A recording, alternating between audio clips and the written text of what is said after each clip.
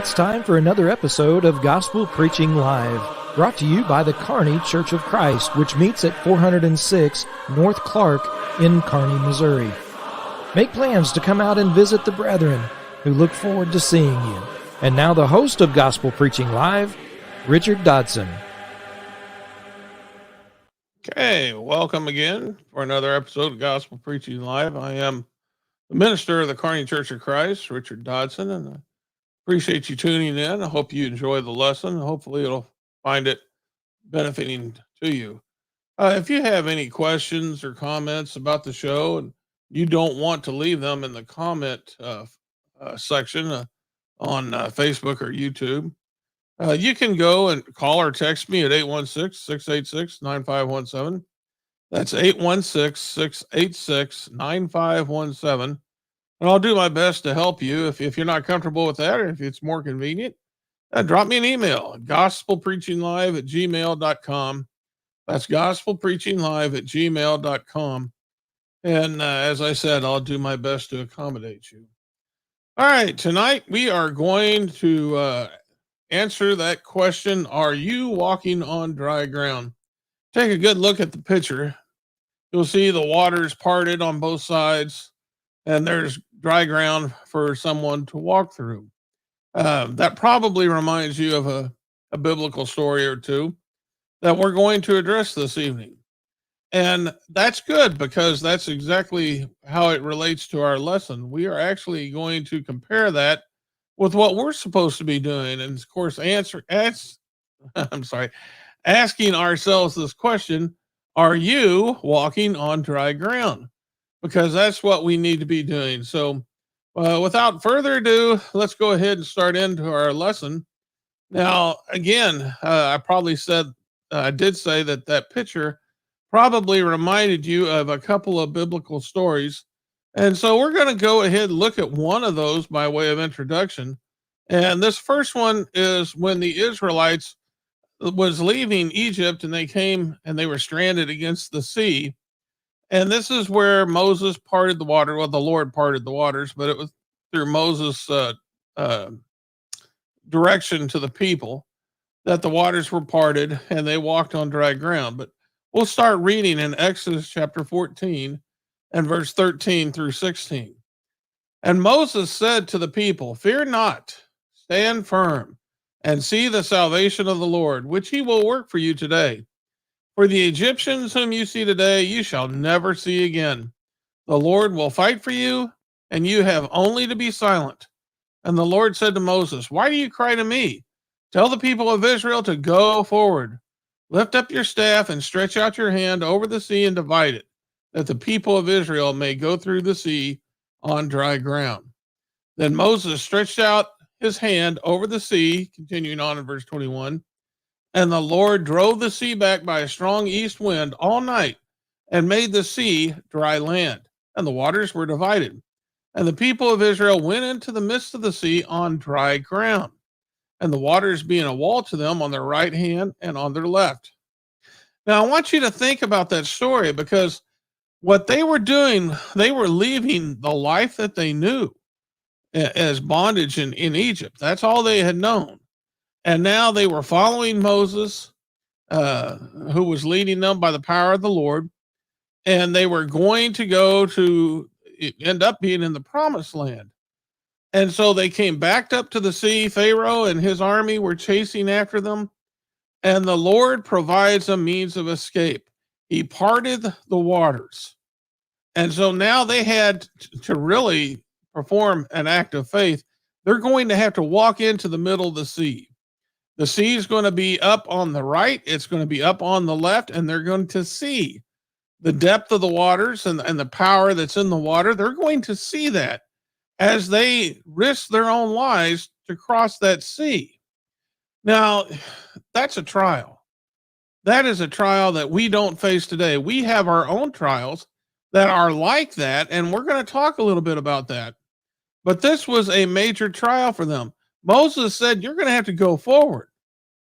And they did. They did go forward. And notice what the Lord did. He made it easier for them. He made it where it was dry ground. So he was thinking about what they had to do. He realized it was going to be a trial for them to walk into the middle of the sea, but yet they did, and he allowed the ground to be dry. He was thinking about his children and what he could do to help them through this trial. And that is the key right there. What can the Lord do to help us through these trials? Now, remember the title of the lesson: Are you walking on dry ground?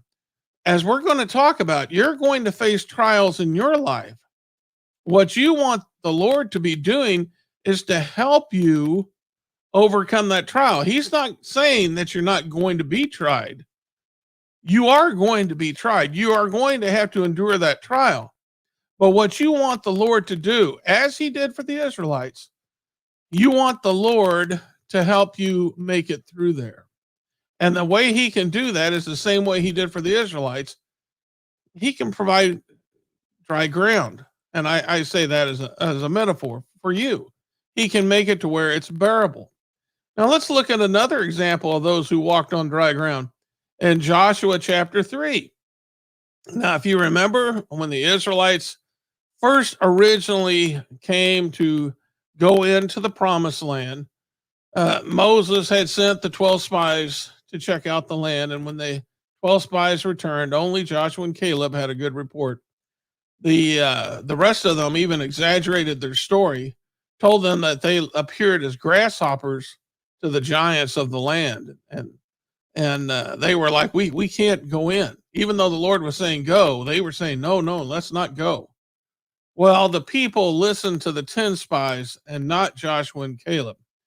And so the Lord was upset with them, and he was not going to let them enter into the promised land. And so everyone 20 years old and upward had to wander in the wilderness until they died off. And then from 20 years old and under, those were the only ones who were allowed to go into the promised land, along with Joshua and Caleb. And so they come to the promised land, as we see Moses dying at the end of Deuteronomy. So at the beginning of the book of Joshua, this is Joshua's reign now. He's now in charge. Where Moses had been in charge before, he is now in charge. And his first act is to lead these Israelites into the promised land. Now remember, this is another trial for them. They failed before as a people, but now we're going to see if they're going to be able to overcome this. And so what takes place is the Lord told Joshua, send them over the Jordan River.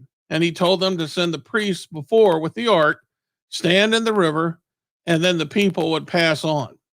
And in verse 17, it says, the priests bearing the ark of the covenant of the Lord stood firmly on dry ground in the midst of the Jordan, and all Israel was passing over on dry ground until all the nation finished passing over the Jordan. And what he was explaining in the rest of that passage was the Lord had divided the waters. There was water on both sides, and the water is a river, so it's flowing. So it backed up. I can't remember the name of the town where it backed up. The Bible does mention it backed up there, and the rest of it flowed out. And then the Lord caused the ground to be dry. And so they were able to cross into the promised land as the Lord commanded on dry ground. Now there's significance to this. The Lord used this, and Joshua 3 makes it very clear. This was done this way so that the Israelites would know that as Moses led the Israelites over dry ground when they crossed the Great Sea, everybody knew the Lord was with Moses. But now they're seeing how the waters were parted in the same way over the Jordan River. Now they're going to see that the Lord is also with Joshua. And so they had reason to listen to Joshua in the same way they had a reason to listen to Moses. In the same way, we in the New Testament should be listening to the apostles, that written word that they left for us. Why? Because they were declared to be approved by God by the various signs and wonders that they did. And so here's Joshua, the Lord showing him approved, and the people seeing this are told to go forward. The same trials there, the same report about giants in the land, all that stuff is still out there. but they endured that trial, and the Lord made it easier for them by providing dry ground. Now, we got one more example of this in 2 Kings chapter 2 and verse 6 through 8. Elijah and Elisha are spending a little bit of time together here before Elijah is going to be taken up by that chariot and a whirlwind of fire to heaven. Now, Elijah is told to leave Gilgal and go to Bethel. And so he tells Elisha, don't you just stay here. But no, Elijah says, no, wherever you go, I'm going. Elisha loved Elijah. And so they went to Bethel. And then the same thing happened. Now he has to go to Jericho. And so he tells Elisha to stay here. But Elijah says, no, wherever you go, I'm going to go. And so they went to Jericho. And then finally he says, look, I got to go down to the Jordan. And Elisha says, wherever you go, I'm going to go. And so they go down to the Jordan River. Now, this is significant because obviously anytime someone leaves this world, you can imagine the trial that they would be facing. And then, of course, Elisha is Elijah is leaving him, and he knows this. And so you can imagine how he's feeling as well. It can't feel very good to know that someone that you love is about to be taken from you. So there had to be a trial for both of them. One knowing that he's going to leave this world, the other one knowing that he's not going to see Elijah while he's on this earth again. And so as they come down to the Jordan River, they have to cross it. And so notice what takes place. Elijah said to him, Elisha, please stay here, for the Lord has sent me to the Jordan. And he said, as the Lord lives, as you yourself live, I will not leave you. So the two of them went on, and 50 men of the sons of the prophets also went and stood at some distance from them. And they both were standing by the Jordan. Then Elijah took his cloak, rolled it up, and struck the water. And the water was parted to the one side and to the other, till the two of them could go over on dry ground. So the Lord gave a command, and Elijah obeyed. Elijah went with him, but the Lord made it easier by providing dry ground. Now, that's three examples of the Lord's people being provided dry ground by the Lord when there's usually water there, where they're still enduring the trial that they have to face. They're still having to obey God and do what the Lord wants them to do, but the Lord aids them. And so now that brings us to the Lord himself. In Psalms chapter 107, which is a really good chapter, I want to focus our attention just on verses 31 through 34. Notice what the psalmist says. He says, let them thank the Lord for his steadfast love, for his wondrous works to the children of man.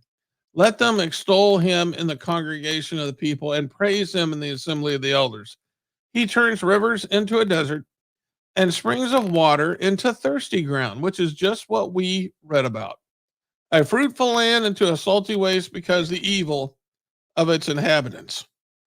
Though this is no big deal for the Lord. The Lord can stop a river. He can stop a sea. He can part the waters. If he wants to, he could part the Pacific Ocean. He could part the Gulf of Mexico. He could part the Atlantic Ocean. The Lord can do whatever he wants. He's God. And we have three instances where that takes place, where the Lord does what he can do to help his people as they obey him. And that's what's important. And that's the lesson that I'm taking from this. A God with whom all things are possible to him is willing to do what he can do in order to help us endure our trials. Now, there are some comparisons that we can make. There's 3 points that I want us to look at. And all three of these we notice from these stories, along with others in the Old Testament. We see how people lived their life of faith, and they in turn walked on dry ground. Now, in that case, I'm using that as a metaphor in many, many cases. Now, we're going to look at some passages here under the first point. And the first point that we can compare with all three of them is that when God said go, they went. And that's important because God tells us to go today. And if we want to walk on dry ground, we have to go. We're going to look at Hebrews chapter 11, verse 8 through 10, Mark chapter 16, verse 14 through 16, and then Acts chapter 9 and verse 13 through 17. Now, notice what Hebrews 11 says about Abraham. By faith, in verse 8 of Hebrews 11, Abraham obeyed when he was called to do what? To go. He was called to go out to a place that he was to receive as an inheritance. And he went out not knowing where he was going. By faith, he went to live in the land of promise, as in a foreign land, living in tents with Isaac and Jacob, heirs with him at the same promise. For he was looking forward to the city that has foundations, whose designer and builder is God. And we can think about all the ways in which the Lord helped Abraham as he made his journey in obeying God. The Lord was with him, and he helped him, so to speak, walk on dry ground. In Mark chapter 16 and verse 14 through 16, we see Jesus's disciples, whom would become his apostles. They're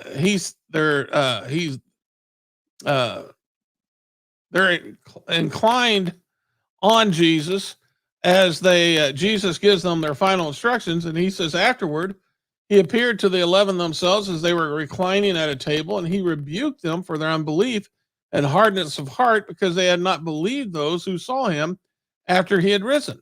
And he said to them, go into all the world and proclaim the gospel to the whole creation. Whoever believes and is baptized will be saved, but whoever does not believe will be condemned.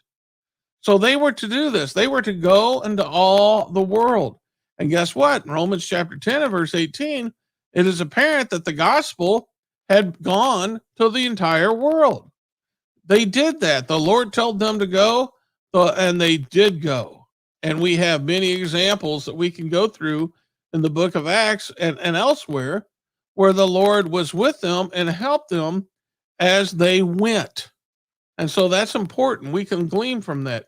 In Acts chapter 9 and verse 13 through 17, a lot of people ignore Ananias. They focus on Paul with the story of his conversion, and rightly so.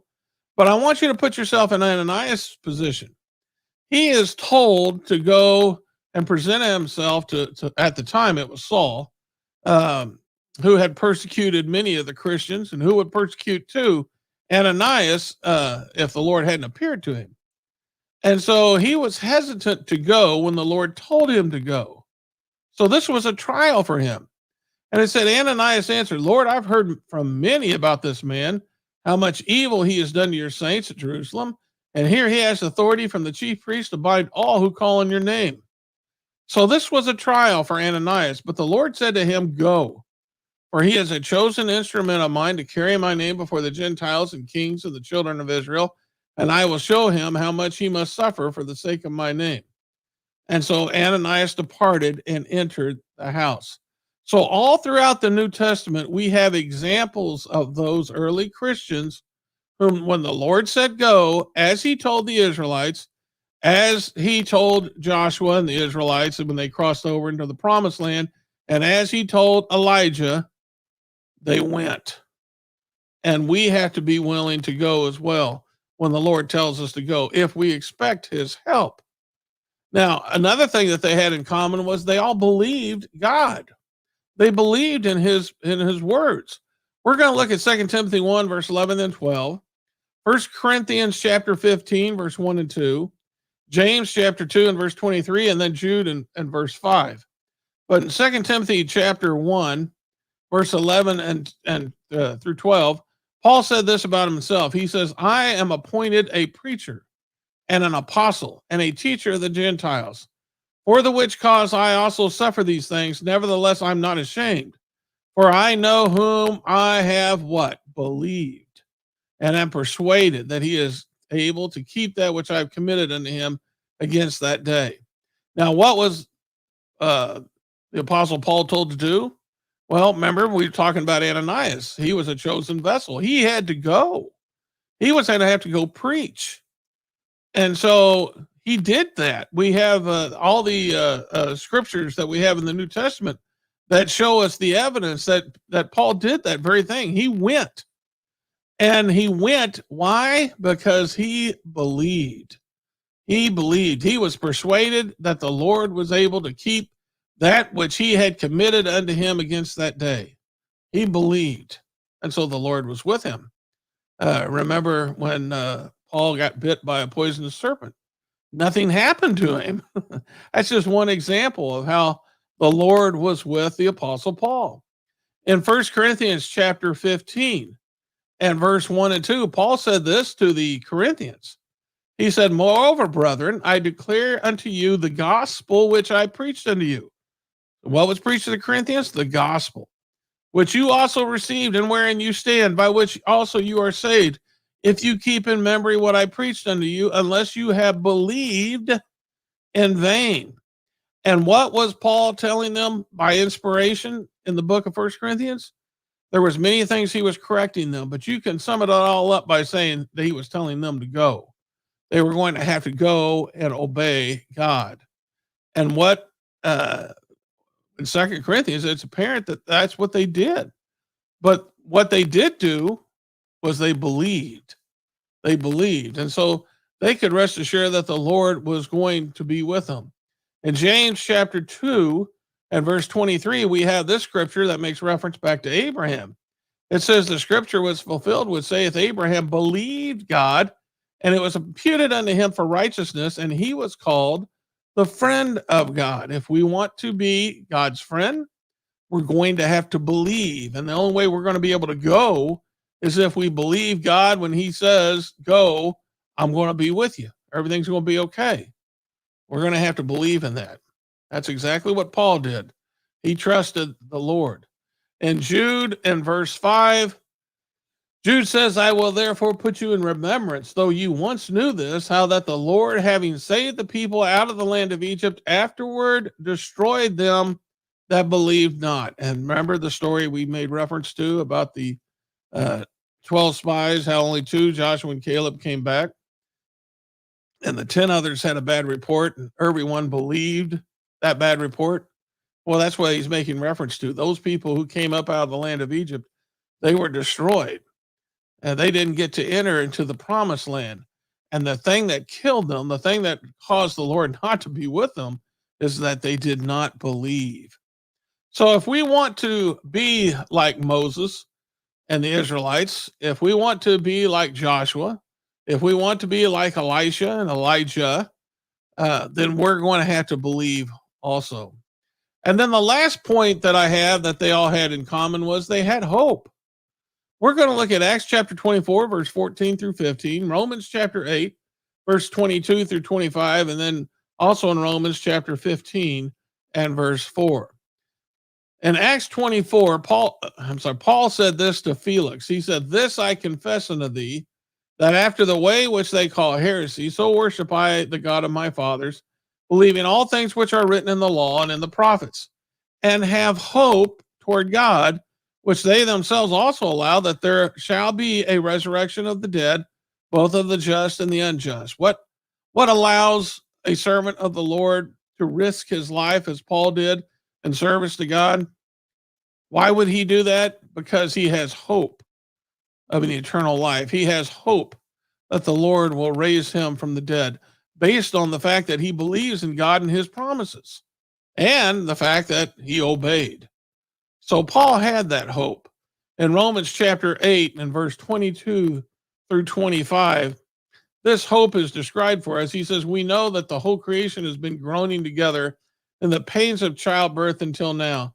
And not only the creation, but we ourselves, who have the first fruits of the Spirit, groan inwardly as we wait eagerly for adoption as sons, the redemption of our bodies. For in this we hope we were saved. Now hope that is seen is not hope. For who hopes for what he sees? But if we hope for what we do not see, we wait for it with patience." And what are we waiting for? We're waiting for Jesus to come again and to bring his reward with him. That's what we're waiting for. We want to go to heaven. We haven't seen it, but we believe it. And so we obey, because that's what people of faith do. That's what they've done from the very beginning. And that's what enables us to keep going, is because we have hope. Those Israelites crossed the Great Sea. Why? Because they had hopes of going and fulfilling those promises that were made to Abraham. They wanted their own place, to be their own country. And that's what they were looking for. In Romans chapter 15 and verse 4, Paul said, whatever was written in former days were written for our instruction, that through endurance and through the encouragement of the scriptures, we might have hope. So all these things that we've been talking about, all those things are there so that you too will be encouraged enough to go when the Lord says go, and to know that the Lord's going to be with you, and to rest in hope that even if your life is challenged and you have to lose it, you have hope that the Lord is going to raise you from the dead. You have that. Okay, that's your points for this evening. I'll leave you with this question. Are you walking on dry ground? Well, if you go when God says go, and you believe in God, and you hope in his fulfillment of his promises, then you're walking on dry ground. But if you have not been doing that, if you do not go when the Lord says to go, then the Lord's not going to be helping you endure the trial, because you're not even trying it. You're not even attempting it. You're going to have to be willing to obey, believe, and in so doing, you're hoping. And that's our lesson for this evening. I hope it's beneficial to you. There's one last point I want to bring up, and I use this by way to show you that if the Lord was with them, he's going to be with you. Elijah, after he went up, he was taken up by the chariot and taken away up into heaven. I want to read 2 Kings 2, verse 13 and 14, because it's significant. It says, and he took up the cloak of Elijah, Elisha did, that had fallen from him, and he went back and stood on the bank of the Jordan. And then he took the cloak of Elijah that he had fallen from him and struck the water, saying, where is the Lord, the God of Elijah?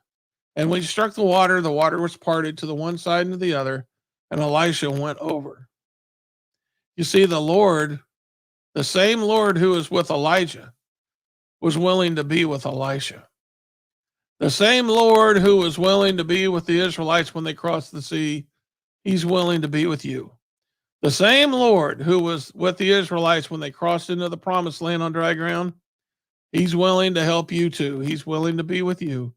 The same Lord that Elijah and Elisha referred to as God the Father, he is willing to be with you.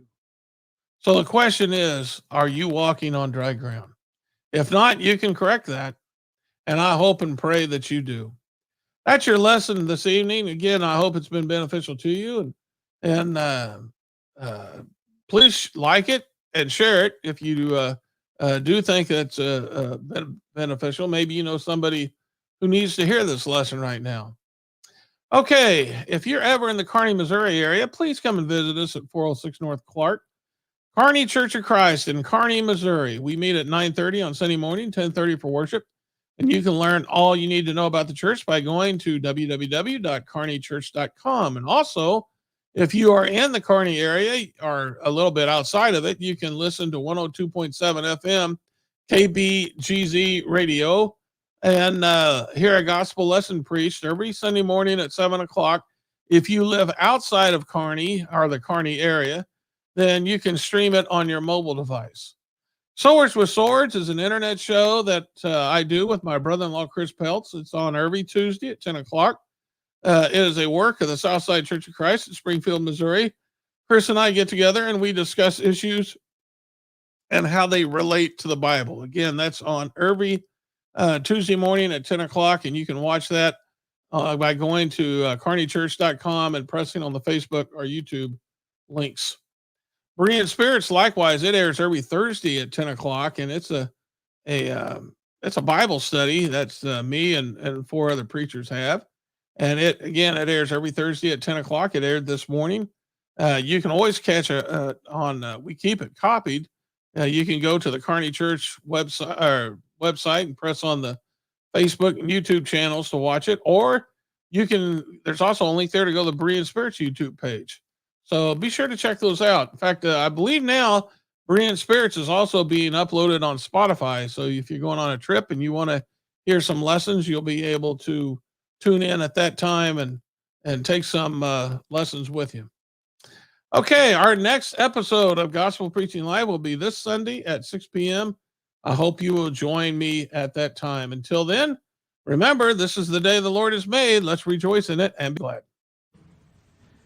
This has been Gospel Preaching Live.